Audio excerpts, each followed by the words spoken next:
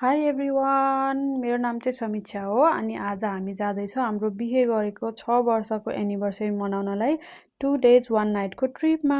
हामी चाहिँ वलङ्गङ जाँदैछौँ अनि वलङ्गङमा बाटोमा जे पर्छ सबै ठाउँहरू हेर्दै जाने हाम्रो प्लान छ। वलङ्गङ चाहिँ हामी एक दिनमा गएर आउन सकिन्छ सिडनीबाट, तर बेबीसँग अलिक गाह्रो हुने भएर धेरै किन दुःख स्ट्रगल गर्ने भनेर हामी चाहिँ एक दिन बस्ने गरेर जाँदैछौँ।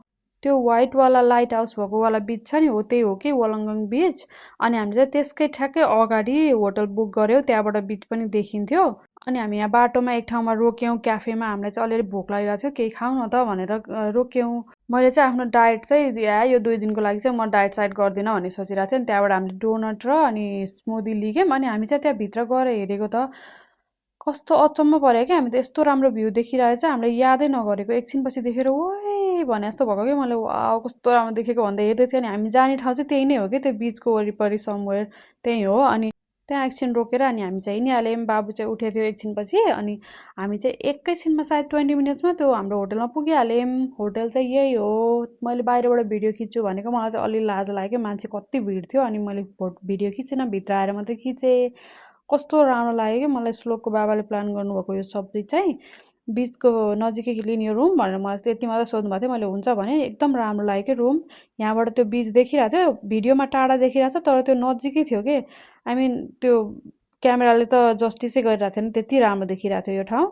हाम्रो चाहिँ बिहे हुने बित्तिकै सायद 10 दिन थियो क्या, 10 दिनभित्र लकडाउन भएको थियो कि। त्यो बिहे हुने बित्तिकै घुम्न भने हामीले पाएनौँ। 2 वर्ष जति नै लकडाउन भयो, त्यसपछि लगातार त्यस्तो केही घुमेन। वरिपरि त्यही वरिपरि घुम्यौँ होला, माइत जाने घर आउने यस्तै मात्रै भइरहेको थियो। मलाई कस्तो रिग्रेट हुन्छ कि त्यति बेला घुम्न नपाएको सम्झिँदा। अनि अहिले चाहिँ फेरि अनि पछि पनि हामीले त्यही गल्ती गऱ्यौँ। हामी यहाँ अस्ट्रेलिया आएपछि पनि हामी खासै त्यस्तो घुम्नै गएनौँ कि। 2जना मात्रै भएर घुम्न जान चाहिँ एकदम इम्पोर्टेन्ट हुँदो रहेछ कि। कपालहरू चाहिँ जसको पनि बेबी भइसकेको छैन नि, भर्खर बिहे भएको छ, 2जना सँगै हुनुहुन्छ, प्लिज गो है, प्लिज कुनै ठाउँमा प्लान गरेर जानुहोस्, जुनसुकै ठाउँमा जानुहोस्, गइराख्नुहोस् के घुम्नलाई। बेबी भएपछि चाहिँ अर्कै रमाइलो हुन्छ, एकदमै रमाइलो हुन्छ बेबीसँग घुम्नलाई, तर त्यो जस्तो फ्रिडम चाहिँ हुँदैन रहेछ कि। हुन्छ नि अब झ्याप्पै यता जाऊँ उता जाऊँ, ट्रेकिङ जाऊँ, ह्यान त्यान नहुने सजिलो सजिलो ठाउँ मात्रै जान मिल्ने हुँदो रहेछ। प्लिज है गाइज, यदि हजुरहरू अहिले बेबी भइसकेको छैन, छिटै बेबी प्लानमा हुनुहुन्छ अथवा एनिथिङ एल्स, तर घुम्न चाहिँ गइहाल्नुहोस्। सबै साथीको ग्रुप यताउति फ्यामिली नो,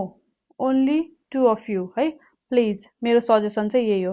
तर हामीले चाहिँ यो इन्जोय नगरे होइन, एकदमै गरेको थियौँ। तर पहिला किन गएनौँ होला हामी, कति ठाउँ बाँकी नै छ हामी घुम्नलाई भन्ने याद आइरहेको थियो कि हामीलाई। अब बाबु ठुलो भएपछि मात्रै जान मिल्छ कतिपय ठाउँहरू त। अनि हामी बसेको होटलबाट 3 minutes वाकमा यहाँ डोसा, अनि के हो नाम थियो, डोसा समथिङ के नाम थियो, त्यो होटल भेट्यौँ। अनि त्यहाँ खाना खायौँ अनि होटलतिर फर्क्यौँ। Thank you for watching, by.